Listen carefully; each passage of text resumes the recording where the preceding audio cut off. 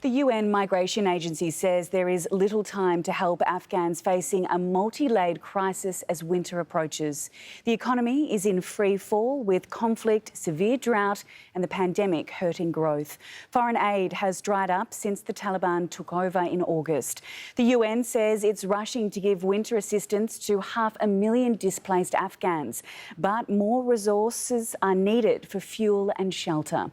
And Afghanistan faces a severe malnutrition crisis with more than half its population struggling to find food. Children are especially affected. OK, let's get more on this now with Antonio Vitorino, who is the Director General of the International Organisation for Migration. He joins us live now in the studio. Antonio, it's such a pleasure to have you here. You've just arrived back from Kabul. What did you see on the ground? I saw a country that is in an humanitarian emergency, and it's likely to be in a very severe humanitarian crisis in a couple of weeks. You said it all. Food insecurity, which means that people have difficulty in finding food. A free fall of the economy. There is an urgent need of cash to make the economy function. The drought, which has severe impact in displacement of population. Only 600,000 people were moved because of the drought this year, and a rise in COVID-19. All this together gives you a picture of a race against time. That's where we are. A race against time to protect and prepare the populations for the winter that is approaching. And as you know, in Afghanistan is a very severe part of the year. Antonio, how has the situation changed over the last few months since the Taliban takeover? I think that from some aspects, the situation is more stable than 2 months ago. But from other aspects, as I told you, the free fall of the economy is reducing the income of the Afghans severely, to the point where the malnutrition is spreading. And if we do not act rapidly, providing humanitarian assistance to the population, there can be a very serious humanitarian crisis. Not just the food.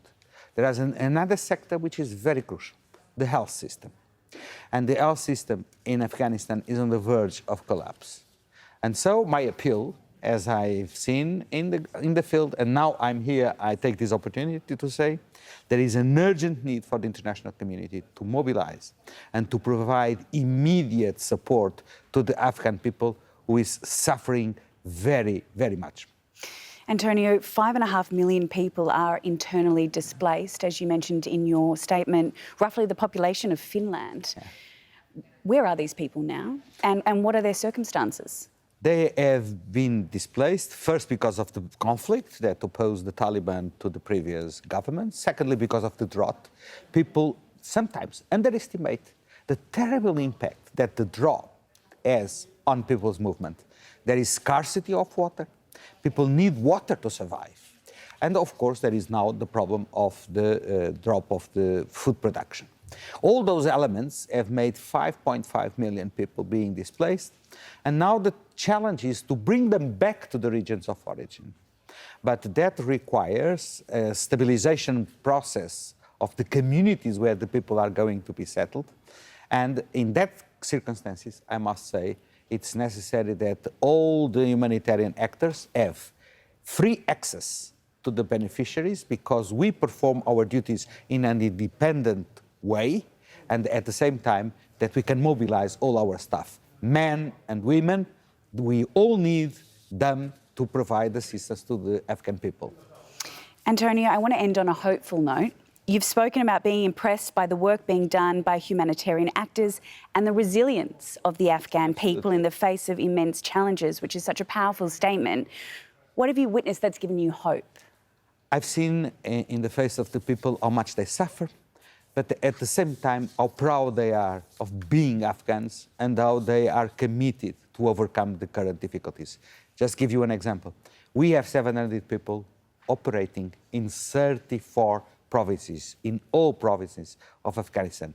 I've seen there all the humanitarian agencies and a number of NGOs. That is what gives me hope that together with the Afghan people, we will overcome this crisis. Oh, I think that's the perfect way to end the Thank you, interview. Emily. Thank you for your time, Antonio Vitorino, the Director General of the International Organization for Migration. Thank you for your time.